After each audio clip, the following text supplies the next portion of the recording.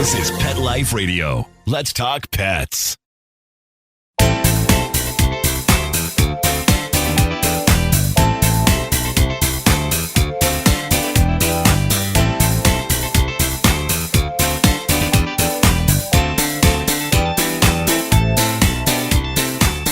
Welcome to Covered in Pet Hair, a boozy show for pet lovers on Pet Life Radio. I'm your host, Isabel Alvarez-Arata, and today I have the pleasure of having a drink and a chat with a cat lover that's going to take us on some cat adventures. I will tell you all about her and introduce you as soon as we come back from these messages from our sponsors. Take a bite out of your competition. Advertise your business with an ad in Pet Life Radio podcasts and radio shows. There is no other pet-related media that is as large and reaches more pet parents and pet lovers than Pet Life Radio. With over 7 million monthly listeners, Pet Life Radio podcasts are available on all major podcast platforms, and our live radio stream goes out to over 250 million subscribers on iHeartRadio, Odyssey, TuneIn, Stitcher, and other streaming apps. For more information on how you can advertise on the #1 pet podcast and radio network, visit PetLifeRadio.com/advertise today. Let's Talk Pets on PetLifeRadio.com.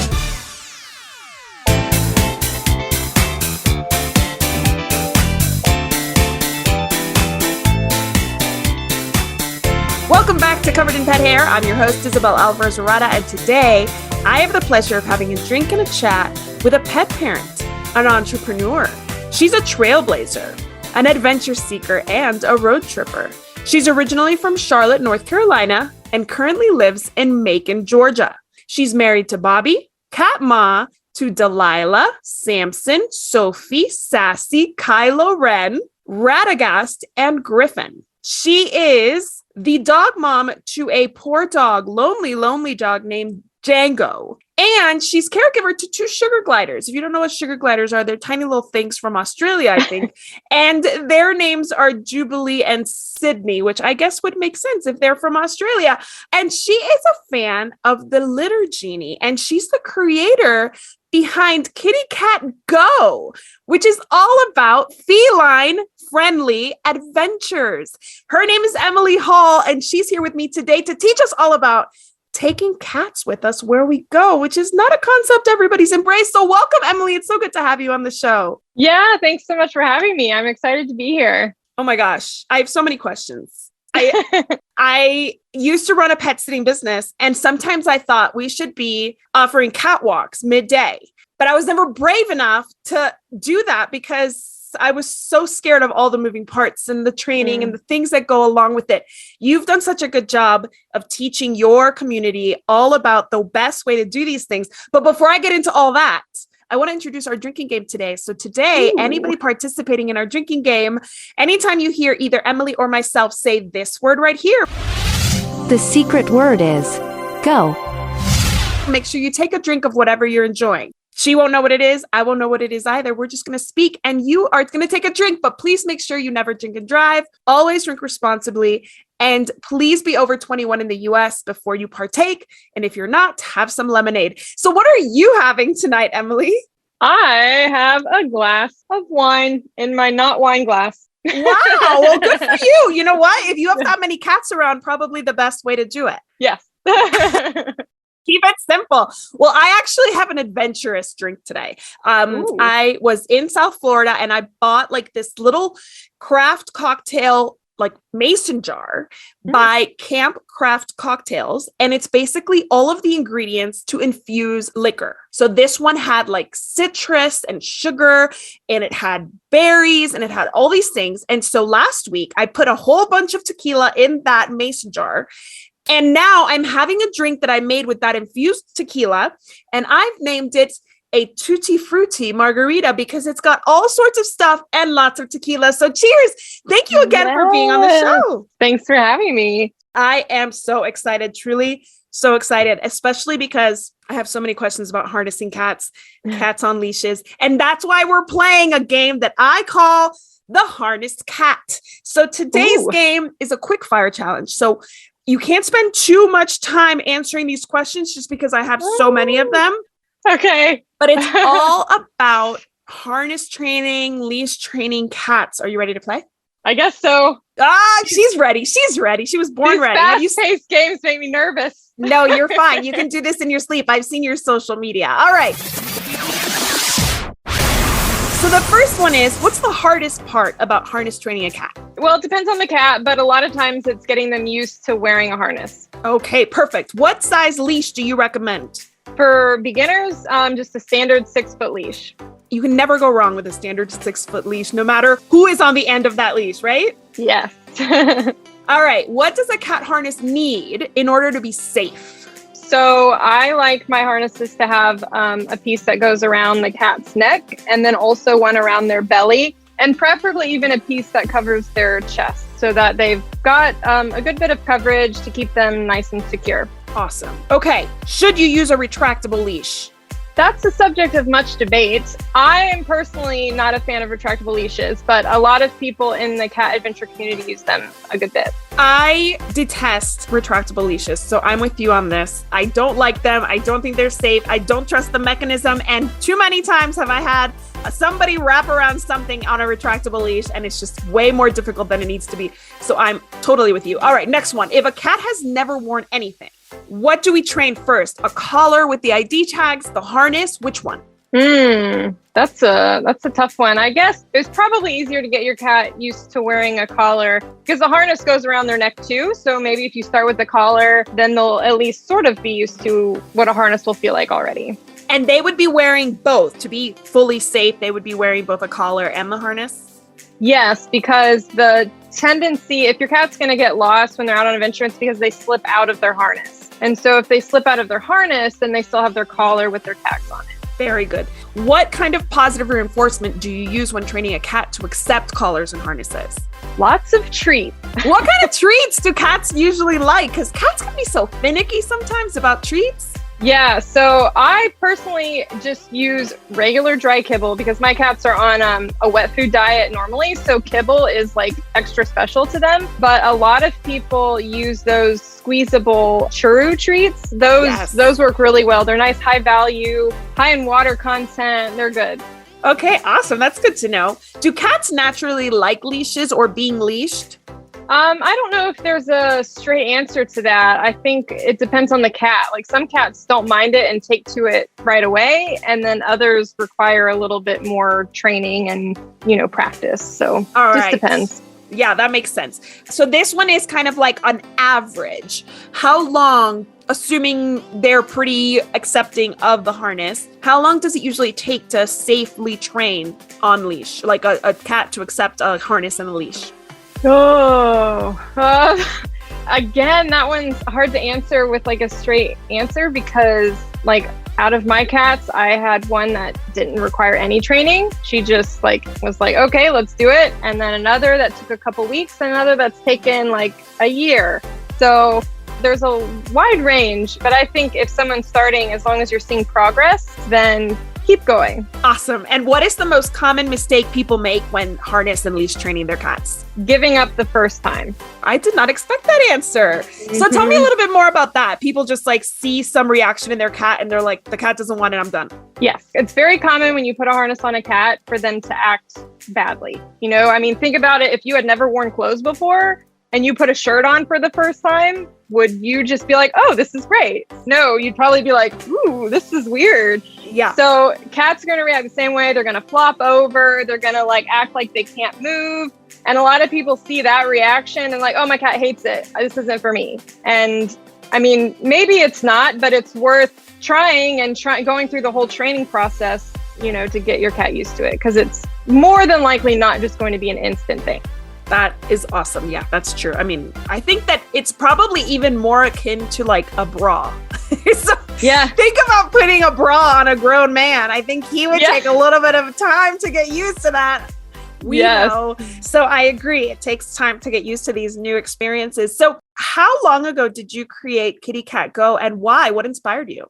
I started KittyCatGo in the spring of 2020. So I just passed my 2-year launch date. So that's exciting. And I would say what inspired me was my cat, Sophie, who's the one who got me started adventuring with my cat about 8-9 years ago. And I just noticed that there's this great community of people on Instagram and Facebook who adventure with their cats. And I wanted to nurture that and provide education to help encourage more people to do it because, I think it's a great form of enrichment and more people should give it a try. So why don't you explain to us very quickly what you mean by enrichment? Because a lot of people talk about enrichment in the dog world, but cats, sometimes people don't know where to even start.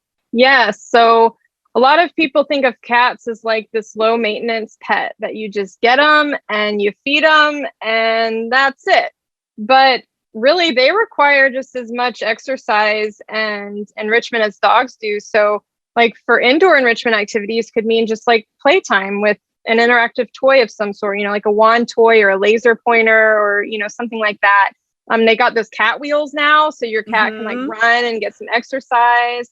Then there's the food puzzles and all kinds of things like that cats really enjoy. And then going outside provides them both exercise and like mental stimulation because they're getting to see and smell and experience like all these new and amazing things. That is awesome. So tell me what you would say to someone who says, I think it's great. I would love to take my cat out, but I don't trust other people. I don't trust dogs. What dangers are really, truly something that people need to consider before adventuring with their cat? So the dogs is a big one because in my area, and it seems to be the case for a lot of people, a lot of dog owners, unfortunately, don't follow the leash laws. And so you go to somewhere that has a leash law in place, thinking that will be a safe space for you to also walk with your cat on a leash to find that there's off-leash dogs running around. And that can be dangerous because you don't always know if the dog is cat friendly. And a lot of cats, even if they're okay with dogs in their own home, it's a lot different meeting a strange dog out in a strange place. So that's definitely the biggest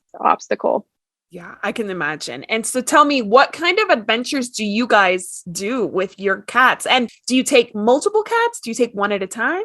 If I'm by myself, I just take one. But if my husband and I are out together, we'll take two sometimes. I definitely try to stick to one cat per person ratio, just because if something goes wrong, it's a lot easier to manage. But we do a lot of hiking. I'd say that's our main adventure, but we do some camping and canoeing as well. And do the cats go in the canoe?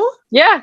Okay, so at that point on the canoe, do you have them on leash, in the backpack? Where do you have them? Are they loose? I don't have them on a leash usually, unless we're like close to land and I'm worried that they might like jump out of the canoe onto land. But if we're like out in the water, they're not going to go anywhere. So I do have them in a life jacket, and I have their backpacks so that if they get like hot in the sun or just kind of overwhelmed, they can go into their backpack and feel like they have a safe space that they can hang out in. And I can like put a towel over it to kind of make them feel secure and block some sun. But for the most part, they are like sitting in our laps and enjoying the view.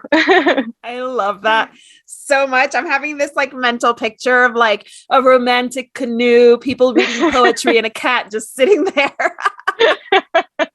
I love it so much. And have you ever run into like any situations where you're like, oh no, this is a worst case scenario? Thankfully, nothing too bad. I have had an off-leash dog charge us one time, and it was like growling, and it was a big German Shepherd, and they're people, like I didn't see the human anywhere. And so I was able to grab my cat. I had my cat Kylo at the time, and I stuffed him in his backpack really fast and got it on my back. And my husband just like had to yell like in his like deepest, manliest voice, like, no. And that was enough to kind of like get the dog to stop for a second. And then the people ended up, trailing behind, calling the dog, But so it was a close call, but thankfully nothing actually has ever happened. Well, I bet based on what I've seen of your message and your support that you offer your community, I bet that you're always kind of not on the defensive, but aware. And I'm sure that you keep distractions to a minimum. And that's something that you probably recommend other people do as well. Yes, absolutely. You definitely have to keep your eyes peeled all the time and, eyes in the back of your head, listening out and definitely following your cat's lead, because they'll oftentimes pick up on things before you hear them. And if you see that they're kind of like stopped and, like looking around, then that might mean there's an animal or a person or a dog or something approaching that's making them nervous. So listen to them. That's really good to know. Yeah. No phones, no text, no Instagramming while you're out with your cat, just in case, so that we can make sure that the dogs don't invade their space. So I have to take a break right now, but when we come back, I'm going to ask Emily more about cat-friendly travel and what she finds is kind of the standard for cats travel and establishments. Do they or do they not welcome cats? We'll talk about that. Don't go anywhere. We'll be right back. Molly, here's your dinner. Zeus, that's not your food. Don't let that happen to your precious cat. Elevate your cat's eating experience with the Cat Tree Tray. The Cat Tree Tray keeps your cat's food off the floor and conveniently located on the cat tree. It's the perfect way to eat. It's a beautiful wrought iron tray that easily attaches to your cat tree and keeps dogs and other critters out of your cat's dish. A must for multi-pet households. There's a 6-inch tray for large bowls and a 4-inch tray for smaller bowls. Purchase your Cat Tree Tray today. Go right now to cattreetray.com. That's cattreetray.com. cattreetray.com. Let's talk pets Let's talk pets on Pet Life Radio. Pet Life Radio. PetLifeRadio.com.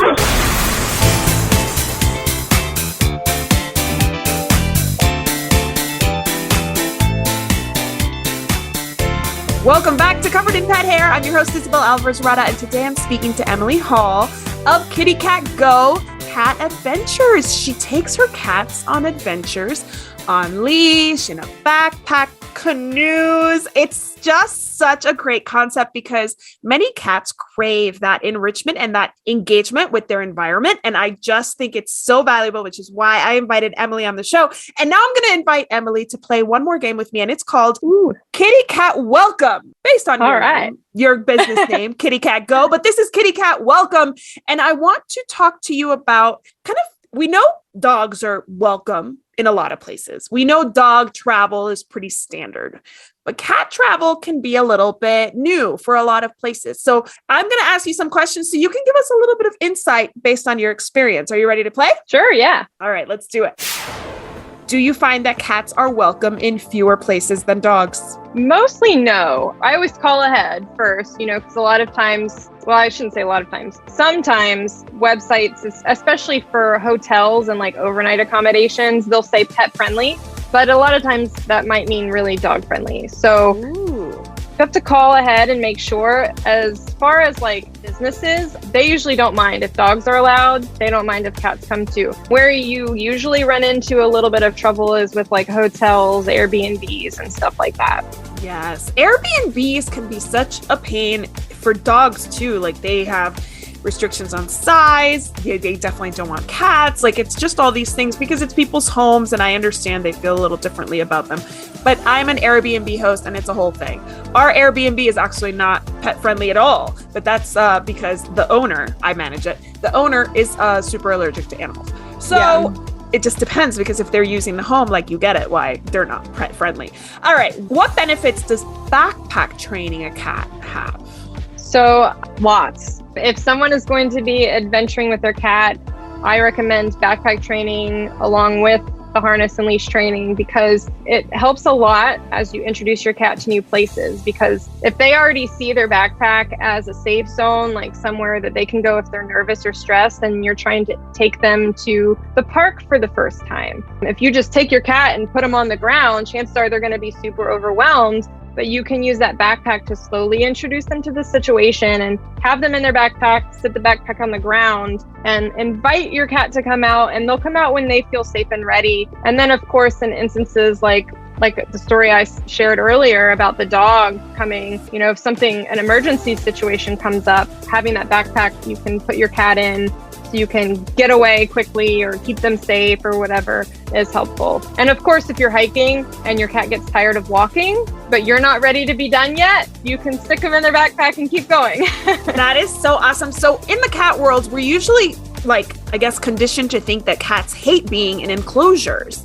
do you think that because there's a positive experience associated with the backpack, they tend to take to it better than maybe like a carrier that takes them to the vet?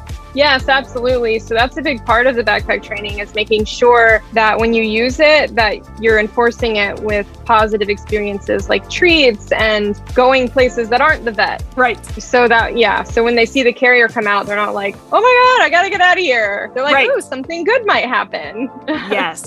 It's all about context for everybody involved. Can old cats be trained to either be on leash and harness or backpack? Yes, absolutely. So I actually am in the middle of training one of my 10-year-old cats, and we just started a few weeks ago, and he's doing amazingly well. He's taking to it much quicker than I expected. And then there are lots of cats in the community as well that I know who started like even older, like 12, 13, 14 years old. So it's never too late. That is so cool. I mean, that's so awesome, because maybe when you first get your cat, you have young kids and you can't do it. And then when your cat is 12, now you have the time and you can still train them to do these things and enjoy life with you. Cats can live a really long time. So 12 is still relatively young.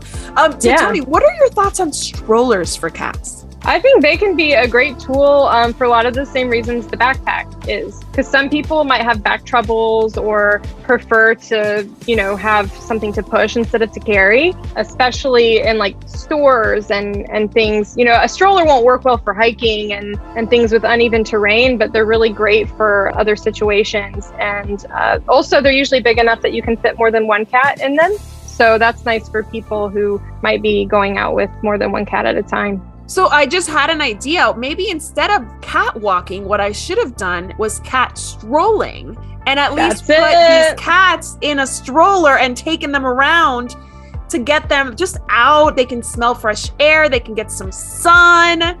Yeah.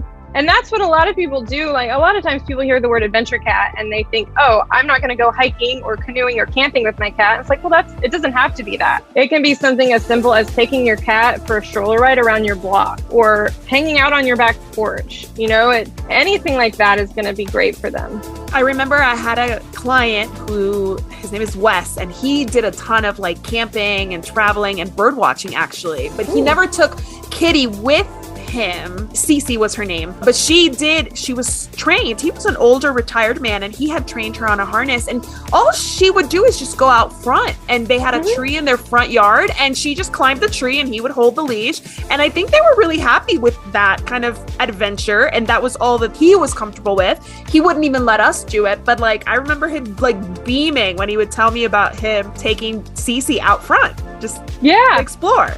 Yeah, exactly. I mean, just like with people, how people have different preferences of activities, cats do too. Some might prefer hiking. Some might prefer basking in the sun in the backyard or hanging out in the tree in their front yard. I mean, there's so many different ways you can adventure with your cat. That is so fun. And I love that you can kind of explore the options and see what the cat responds to. So what should you be looking for to see if the cat is responding or if the cat's like stressed out and anxious and not enjoying themselves? So a stressed out cat a lot of times is going to, kind of cower. If you take them out and they're like slinking down and trying to hide, then that's a telltale sign that they're not comfortable. And depending on the cat, sometimes they'll even like meow and kind of yowl if they're super scared. But if they seem pretty interested, like even if you've kept them in their backpack and they're not ready to come out of the backpack, but maybe they're peeking over the top, then that's a sign like, okay, they're interested in what's going on. And maybe eventually the more you do it, they'll take that step and come out of the backpack. When do you shut it down? Like, what are you seeing when you're like, all right, cat needs to go, we got to go home? Usually for one of my cats who I'm in the middle of kind of retraining, actually, I know he's had enough when he starts sort of pacing agitatedly and his tail will kind of start swishing. And I know like, okay, he's reached his limit, and I'll put him in the backpack and take him back inside. So it kind of depends on the cat, but that's why it's so important to know your cat and know what their body language is, because each one is going to have different signals. So watch your cat, and you can tell if your cat is not happy. Yeah, they make it pretty apparent. So do you always carry a pet first aid kit with you when you're out on adventures? I do. Well, it depends on the adventure. If I'm just in my backyard or something, obviously no. But on my hiking adventures, I do, because thankfully I've never had to use it. But, they might get a splinter or a bee sting or a snake bite, who knows? Hopefully not something like that. But yeah, I think it's important to be prepared. What else is like key to having with you, say, on a hike with a cat? So, of course, the harness and leash, backpack, treats. Lots of treats, particularly treats that are high in water content if you're doing more strenuous activities like hiking and stuff, because cats won't tend to drink a lot of water like dogs do. So to keep them hydrated, you can give them like those squeezable treats that I mentioned earlier. And then with the first aid kit, that's about it for like bare bone basics. Right. You can always expand on that and have more gear items, but I think snacks, water, has water, and then the harness, leash, all that stuff is like essential. Perfect. Well, wonderful. You did a great job. I feel like I am more prepared than ever. I don't have any cats right now, but to get a cat and take them on an adventure. But so tell me about traveling with cats specifically. Like when it comes to dogs, we have Bring Fido and similar apps. Do you have anything like that in the cat adventure community? Well, on my website, actually, I have a map that people can submit locations like that they know accept cats. And then I add a pin on the Google map. And then I have a list of chain locations and stuff that generally are cat friendly. But aside from that, there's really not a lot. If I'm going to a new city and bringing a cat with me, a lot of times I use Bring Fido and those websites and then just double check that the location will also allow cats. So are you thinking of getting your own app going? Because you've got the name for it, KittyCatGo. Let's do it. Come on, go ahead, do an app. Yeah, well, I have looked into it. It is quite expensive. I'm not quite ready for that investment yet. Eventually, one day. Investors, this is a no-brainer. She's brilliant. Come on. Yes. I will back you. I have $500 with your name on it. Won't get you far at all, but I will support you in any way that I can. Okay, so you have a community that you started only 2 years ago that is very active. So tell me about your community and your membership and what that entails. So I got just like the general community. Like I have a Facebook group, and then my Instagram, of course, and that's a really great community. There's cats from all over the world that participate in the adventure activities on social media, which is awesome. And then I have my membership group called KittyCatGo Trailblazers. And in that group, we have every month a different theme of activities that we work on. And I have a list of activities or challenges to kind of help people get their cat more comfortable with different things, or maybe kind of push them out of their comfort zone. So, because they might discover that their cat likes something that they hadn't thought. So, for example, coming up in June, our challenge theme is water. And so all of our activities have to do with trying to introduce your cat to being around or on, like in a canoe or kayak, or even in the water. So it's going to be a fun month.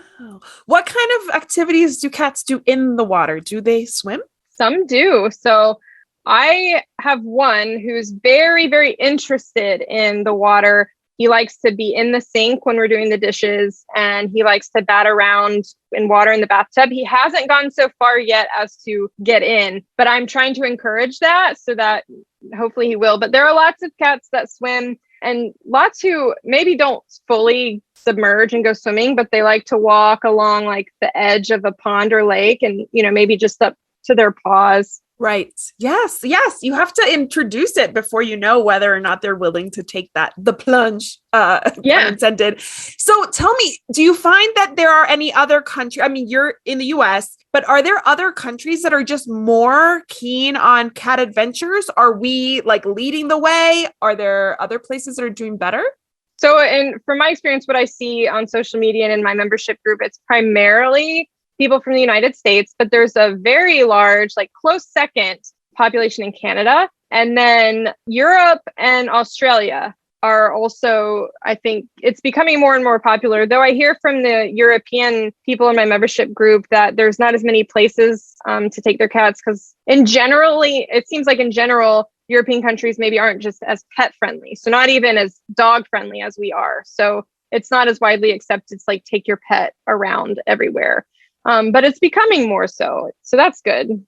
That's so interesting. So my sister lives in Spain and she takes her dog a lot of places, but she does have to leave him like outside. I think there are bars where she could sit outside with him, but like she's not going in to like a grocery store with him. I don't think. Like today I was at TJ Maxx and there was 2 dogs just sitting in one of the carts, just yeah. Yeah, I get it. Like I guess people don't really mess with dogs here unless they're like causing a mess or like, creating a dangerous situation. If they're just going to sit in the cart, people kind of look the other way. So tell us, how can my audience learn more about you and all the awesome adventures you're sharing? My website is a great place to start, kittycatgo.com. I have lots of articles about like training and gear recommendations and safety and all of that. And then you can find all my social channels there, and more information about my membership community is all on my website. I highly recommend you follow on Instagram. She has excellent educational posts, excellent photos. I so enjoy following you. I've learned so much from you already. I want to come back as one of your cats in a future life because they have so much fun. Yes. And I also want to make sure that people know that adventuring with cats is new. So be patient with other people who are not comfortable with it, and make sure that you learn what needs to be done so that you're safely adventuring with your cats. I don't want people thinking, oh, this is fun and Emily can do it. But Emily's been doing this for over 10 years now. She has dedicated her life to teaching us how to do it. So follow her, learn from her, and then take your cat out. And I want to propose a toast to Emily for all that she does for the cat kind. Thank you so much for being my guest. Thanks for having me. My pleasure. So fun. I also want to propose a toast to our executive producer, Mark Winter. Thank you, Mark.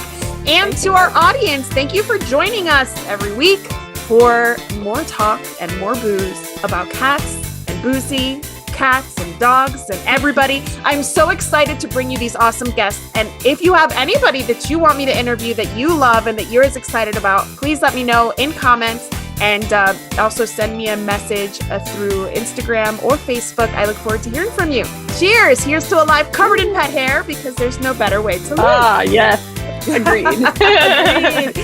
To learn more about Covered in Pet Hair, please visit coveredinpethair.com or petliferadio.com. Thanks for watching, and I'll see you next time.